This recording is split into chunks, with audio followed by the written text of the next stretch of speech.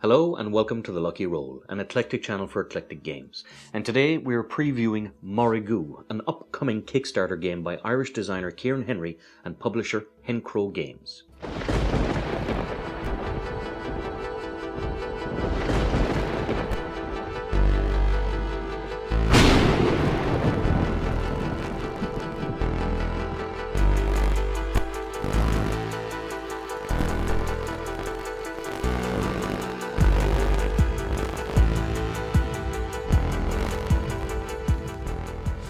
Morrigú is a two-player abstract strategy game where two players battle out for victory in a game that is a very interesting mix of chess, drafts, and a blocking shoving system that is both very reminiscent of American football and Blood Bowl.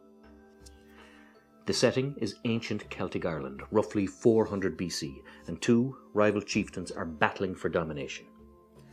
On first impression, the game seems like a cousin of chess, but there are a vast array of differences, both from the units in play and the board itself. A normal chess/drafts board is comprised of 64 spaces, 8 by 8 squares, whereas Morrigú is a rectangular board of 96 spaces, 12 spaces wide by 8 spaces deep. The battlefield of Morrigú, however, is only 12 spaces wide by 6 spaces deep, with the first and last lines being a kind of a touchdown zone that as soon as your chieftain passes in the opposing zone, wins you the game. This is known as the red torch lines and represents the area you must ensure that the enemy chieftain is kept out of at all costs. What makes Morrigú distinctly unique is that these pieces cannot in most cases kill each other. What they do is clash and charge into each other, and depending on the power of the pieces clashing, can often shove other pieces back a certain number of spaces, either into a sinkhole or past their own red torch line, which can remove them from the game. The chieftain is also not a singular piece in its own. It's a cap of sorts that sits atop other pieces and is effectively carried into the battle on the shoulders of various soldiers in his army. There are no diagonal moves in this game, and pieces can only move as far as they have power for, which is designated by the rings that surround them. 4 rings means you can move 4 spaces. 3 rings means you can move 3 spaces, and so on. As a result, a lot of your tactical planning and engagement with your army is not only shoving and pushing itself into position, but also maintaining a link between your most advanced piece and your chieftain. It is important to maintain a link, as any piece that is effectively cut off or blocked can become effectively useless to you. If you're very unlucky or careless, a piece can be pushed into a sinkhole, which removes it from the game. Or, if your defences have been stretched and your second battle line has been engaged, your less powerful defence pieces can be pushed back over their own red torch line, which will allow your opponent to remove vast swathes of your own army.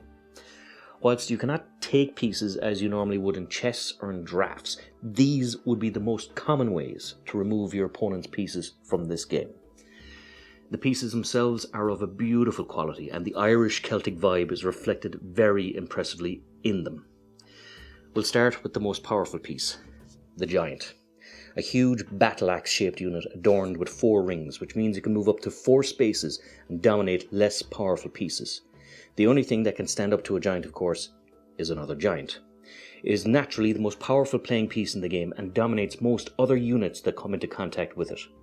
Each player has 2 of these pieces, and adorned on top of it at the beginning of each game is the chieftain, which is shaped like a helmet that fits on other pieces of the game.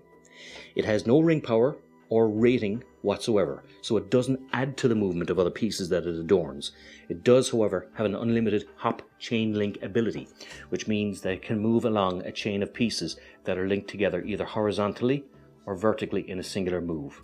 And it is usually by this hopping move that players can steal a victory in the game. As long as one piece crosses the opponent's red torch line and maintains a linked connection with the piece carrying the chief, the player can win the game.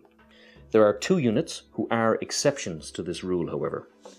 The Druid piece and the Raven. Both have a power rating of 1, and both are distinct in that they cannot be pushed back or moved by other players. Neither of them can carry the chieftain, and the Raven, who incidentally in ancient Celtic lore is a representation of the goddess of death Morrigú, who the game is named after, can effectively kill another piece by moving into it and killing itself in the process. Each player has 2 of each. There is the Irish Wolfhound, a massive beast that accompanied ancient Irish warriors in battle and were used to drag enemies from chariots and horseback. This is the second most powerful piece in the game with 3 rings of power and can be used to carry the chieftain. This piece in particular is a favourite of mine, as many aspects of Irish lore refer to whole wars being fought over the pick of these hounds by the ancient clans. Each of the 4 provinces of Ireland has a story about an ancient hound, the most well-known being the Hound of Ulster, who was incidentally the war name given to Ireland's most famous hero, Cuchulainn. Each player has 2 wolfhounds, no doubt to represent the 4 hounds of Munster, Connacht, Leinster and Ulster. The next piece is the Warrior, a standard infantry piece with 1 ring of power. However, these pieces can stack with another warrior to form a chariot, which becomes a singular piece of 2 rings of power. Warriors can also dismount from the chariot if needs be, and the chieftain can be carried by both warriors and chariots. The first time you play the game, it's initially hard to take yourself out of the chess drafts mindset that you're so programmed to take enemy pieces by moving them into each other. But the core shoving and pushing mechanic in this game makes it a very interesting and challenging derivative of the 2v2 abstract strategy genre, as this game forces you to think in moves and approaches so different to chess and drafts that it's wholly refreshing and becomes a real joy to explore and discover strategies in this unique and different way. The closest board game equivalent I could make would be Games Workshop's Blood Bowl.